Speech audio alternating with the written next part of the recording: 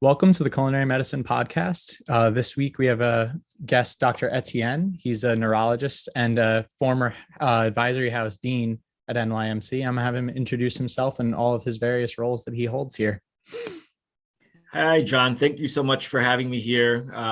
As you know, I'm NYMC alumnus, graduated 2002.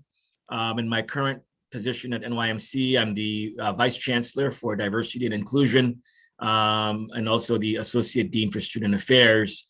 And then my academic title is Associate Professor of Neurology and Medicine. Amazing. Thank you for being here with us today. So why don't you start by walking us through your daily clinical practice when you're working? I know you're based out of Good Samaritan Hospital in Rockland County. Right. So I typically go to the hospital one day a week and spend the other days in my outpatient office. And so in the outpatient office, I see all types of patients with many different diagnoses. I do subspecialize in epilepsy and brain injury medicine.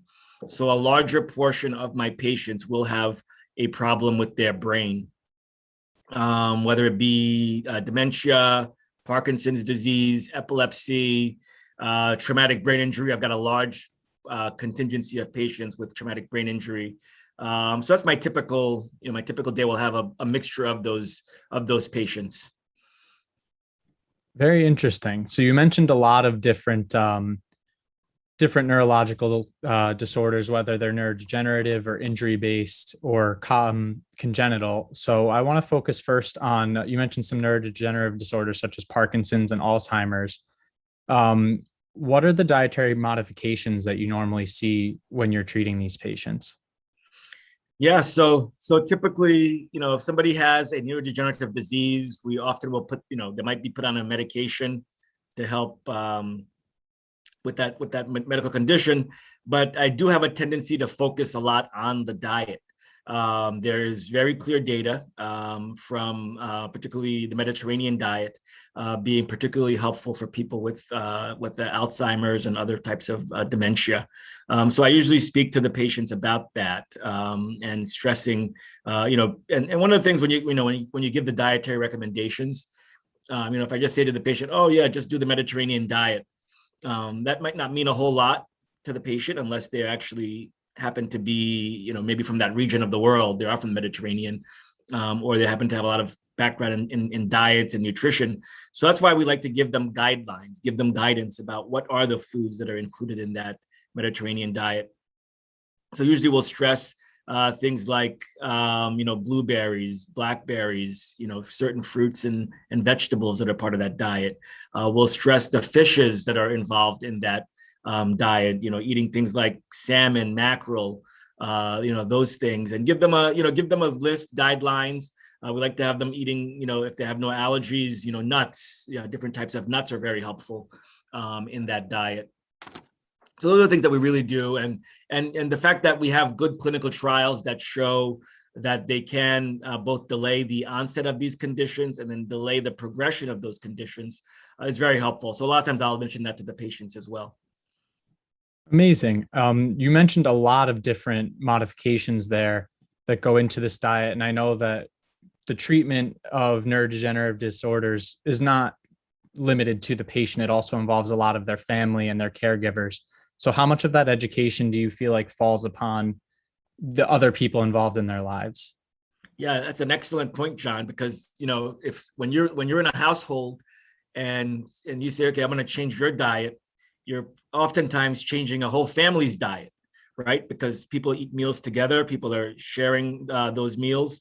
So you definitely want to educate the entire family or whoever's involved, particularly those involved in preparing the meals, so that they actually know. Because if you tell it to the patient or just somebody else, it might not actually happen. So it is very important for the family to be on board, showing them the value, showing them the benefit.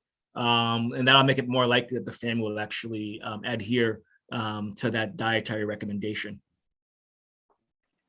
That's some really good input. Thank you a lot. So we've also learned a lot during our neuroscience block last year about headaches and more specifically migraines, and migraines being some of the most common ailments that affect quality of life in our population, and we also learned about a multitude of different treatment strategies ranging from pharmaceutical to behavioral therapy, all the way to lifestyles such as meditation.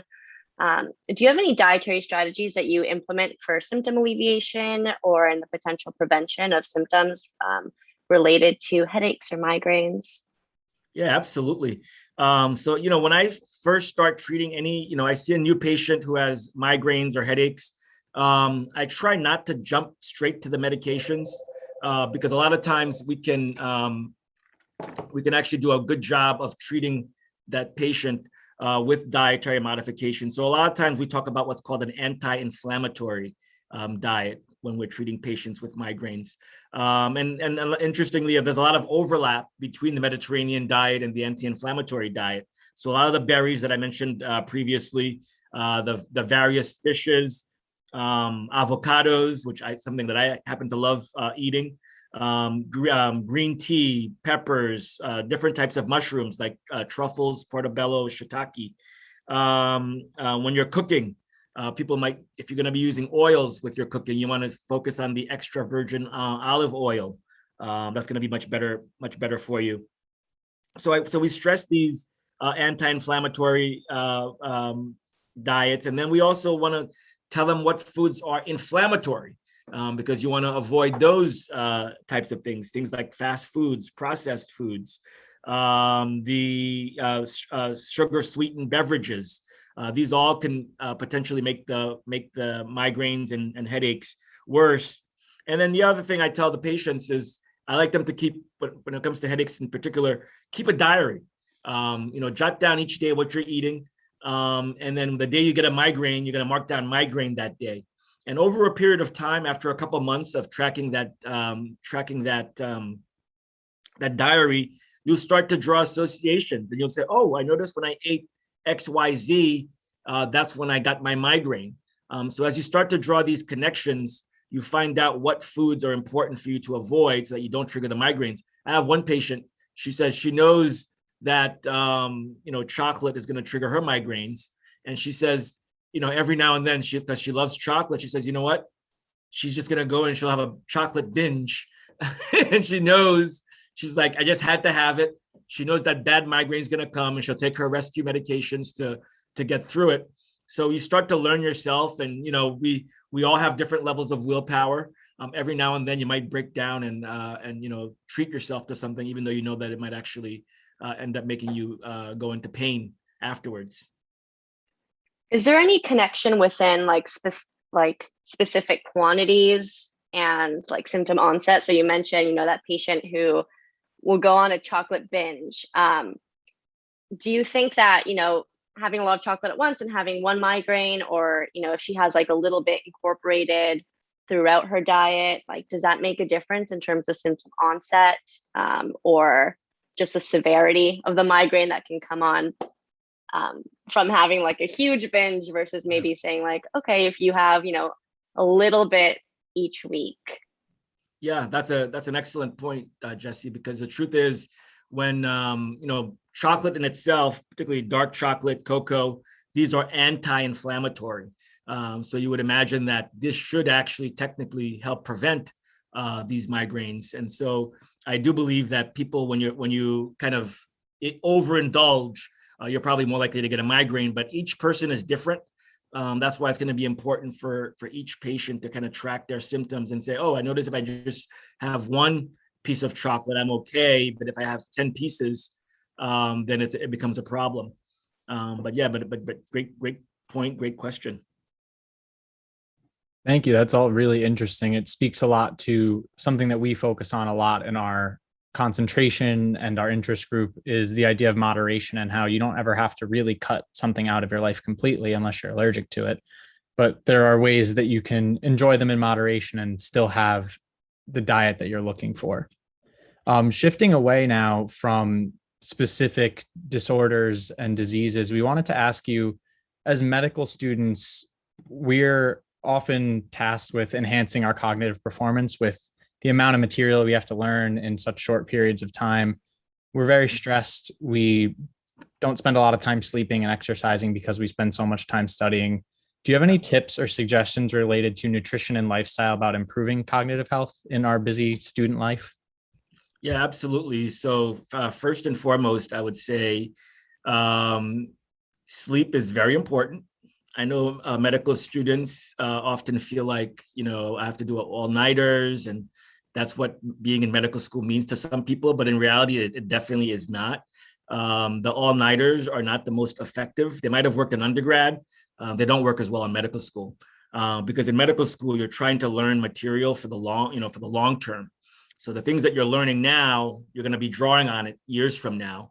And so when you do the all-nighter, the material that you're actually learning in that all-nighter is not going to really be kept for long term, because in order for it to go into your long-term memory, we have to go through that appropriate storage and filing away process in the brain. You got to get to that deep stage of sleep, because although you're studying it, your brain does this thing where it actually properly files it away and draws the connections. This goes here, this goes there.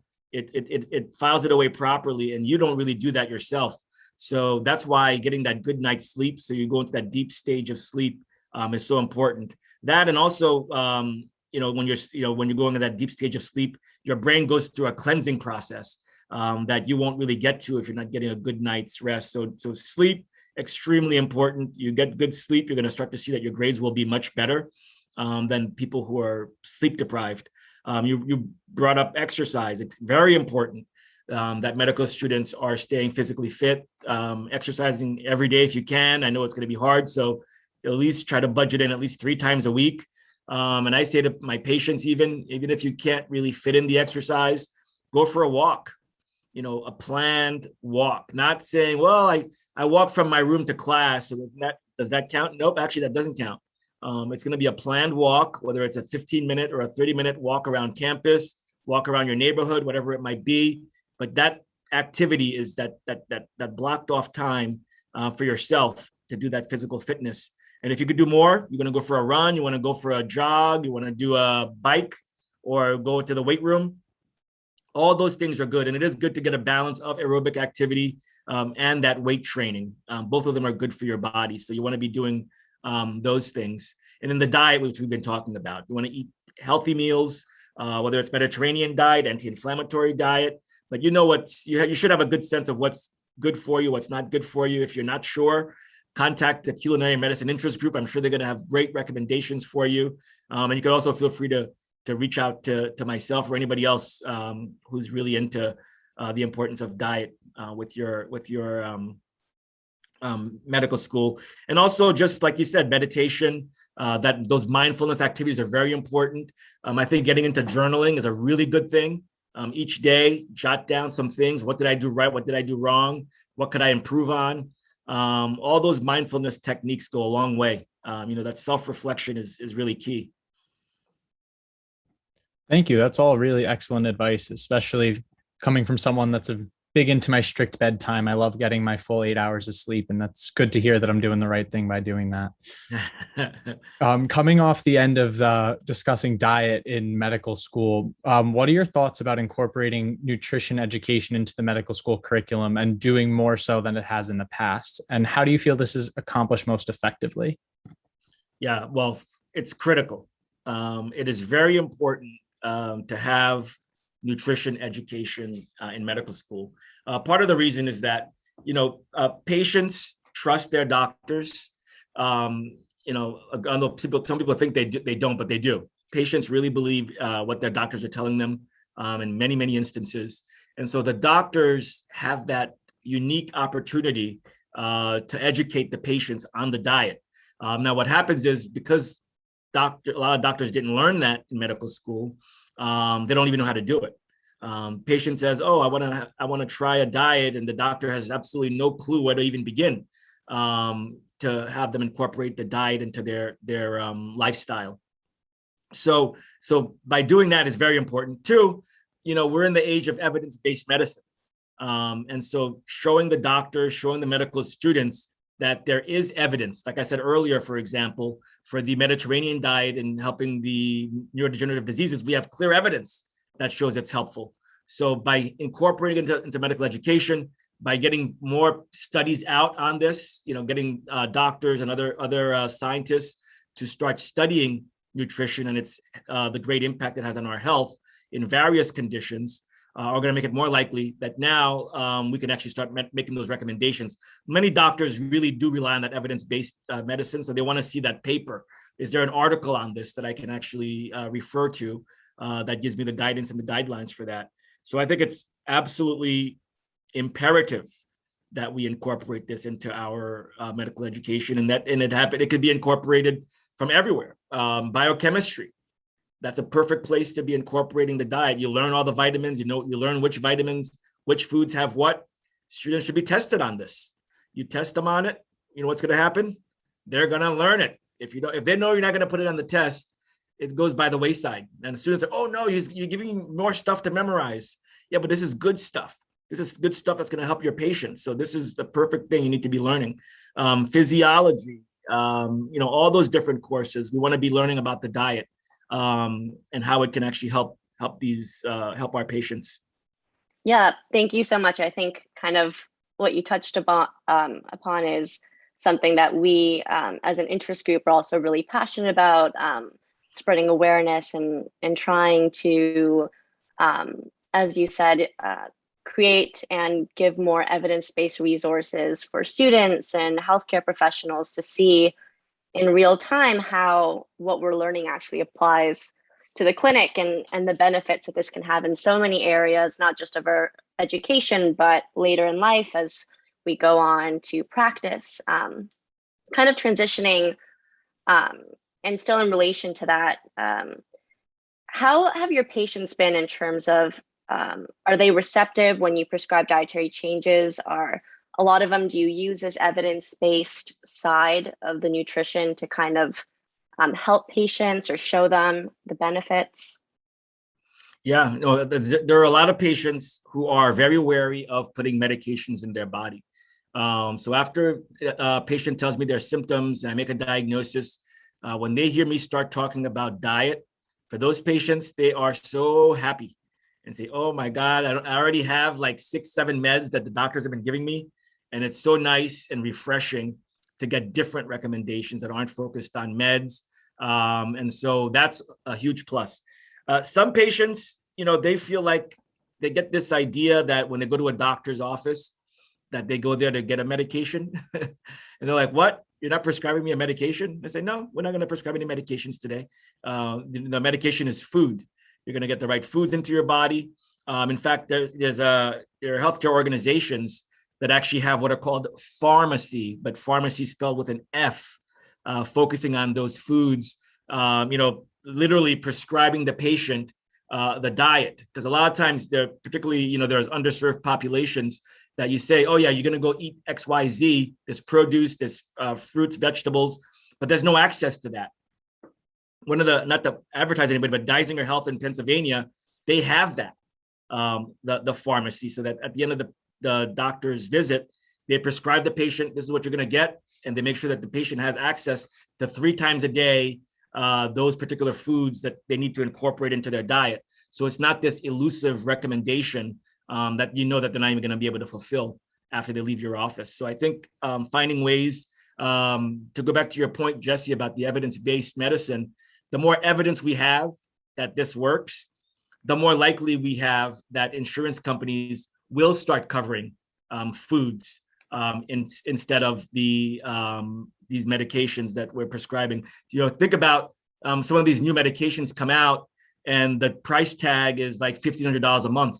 And you give one patient is taking 3 or 4 of those. So now you've got $6,000 a month that the insurance company is shelling out for a disease or a couple of diseases that a patient has, when you could actually prescribe certain diets and do preventive medicine and avoid getting on those medications in the first place. So the whole system actually saves by giving us this more healthier lifestyle and making it accessible to everyone instead of really relying on those high-level pharmaceutical price tags.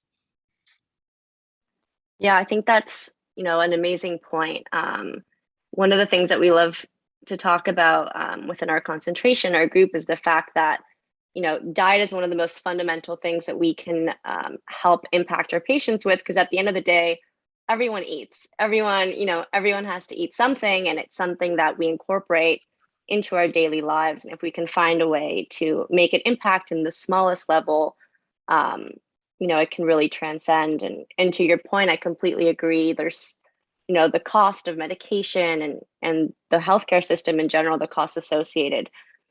We talk a lot about thinking of ways to reduce costs and helping patients. And oftentimes we neglect that with something like nutrition and food. There's a way that we can help patients in so many other aspects of their lives as well through just this, through one thing. I wanted to ask, we talked about this idea of pharmacies, which I've heard about as well. And I know a lot of people are trying to look at, food prescriptions, but for different patient populations who, may not have access at the moment, as you talked about, they may live in a food desert, or for whatever reason there may be. Do you have any tips and suggestions that you give patients in terms of making dietary choices that are in line with socioeconomic status or cultural values as well? Yeah. So, excellent point. So, one of the things is, you're seeing the patient, and what you'd like to see them doing. So one of the things we have to do is meet the patient where they are. So that means asking them, what is it that you do have access to? Let's talk about that neighborhood. So getting an understanding of, as medical students are rotating through different areas, different cities, what have you, learn about that community. Find out, where is that fruit stand or that vegetable stand that the patient might not even know about. So getting to know the particular neighborhoods, the communities your patients are living in, that's going to empower you to be able to empower them to find out, where can I go to get these foods, and also understanding, what do they currently have access to. This is what I have in the house. So let's make a plan and see what aspect of that is actually healthy. And how do we, and like you said, some of these things, even though they might not be some of the most healthy things, some of them are going to still be in your diet. You might still have some of that stuff incorporated into the patient's diet. But really, the biggest thing is finding out where they are now, and also understanding, helping them to access what might actually be in their area that they may not even know about. Yeah, I think that's a wonderful point. And not just for us as students going forward, but for any, healthcare professionals who may be listening to this podcast, of ways that we can really work for our patients. And as you said, meeting them where they're at and trying to make a difference that will not only help their health, but also is, personalized to them. I think a lot of the times with nutrition, the more general sense is people have an idea of what's generally recommended and in science and literature, but how that translates into a patient's life could be so different and so unique. And finding ways to meet our patient there, I think, helps also with establishing like longevity and consistency, and that they'll actually comply with what we're saying as well. Because, like we've talked about before, if you tell a patient, you need to have a superfood that's anti-inflammatory, go buy some acai powder. Your patient's like, what do you mean? Not only do I not have access to this, I don't eat this. They're probably not going to want to go out and buy that. But if you say, hey, I know that you love making this dish. Maybe you only have access to frozen vegetables right now where you are. So what if you try to add some frozen broccoli, frozen spinach? Look at ways that we can help them incorporate foods that they do have access to and that they maybe are comfortable with incorporating, can really help with increasing compliance, and also that they'll enjoy the food that they're eating as well. Right. No, absolutely. Yeah. And, the patients, sometimes you give recommendation, they might be embarrassed that they can't do those things. So one of the things, for docs, for example, when we go to a continuing medical education activity known as CME, at the end, you fill out a survey, and there's always a question that says, are there any barriers that will keep you from incorporating these new things you've learned into your medical practice? And it's not a bad idea for docs, medical students, residents, everybody. Talk to the patient, you give a recommendation and say, are there any barriers that might keep you from doing what I'm asking you to do, my recommendations? And by opening it up like that for the patient, it makes it so that you're acknowledging that they might not be able to do this right now. But if you give it as a recommendation and you make it look like it's an automatic, it's a given, it could happen, the patient might not feel comfortable speaking up and telling you that I really can't do that right now. They might be embarrassed to say, I don't have the money to do that. I don't have the, various resources. People are, get embarrassed about that. People don't like talking about money. And so by opening it up to them, to the possibility that they might not be able to get those things, it makes it easier for them to have an open dialogue with you. And then they feel more comfortable with you because they say, wow, this doctor gets it. That I don't have all these means, and now you're going to help me work through it to figure out how do we get there? How do I get that? So absolutely. Thank you. We really appreciate that last point because I think it really speaks to treating the patient as a whole rather than the specific disorder. And I know we started this talking about neurodegenerative disorders and different things that you treat in neurology, but I think it's really come full circle on how diet can be such an impactful way of treating a patient in the context of their entire life beyond just what they're actually at your office for. And thank you for that. On that John, John, let me tell you, people's diets are so personal.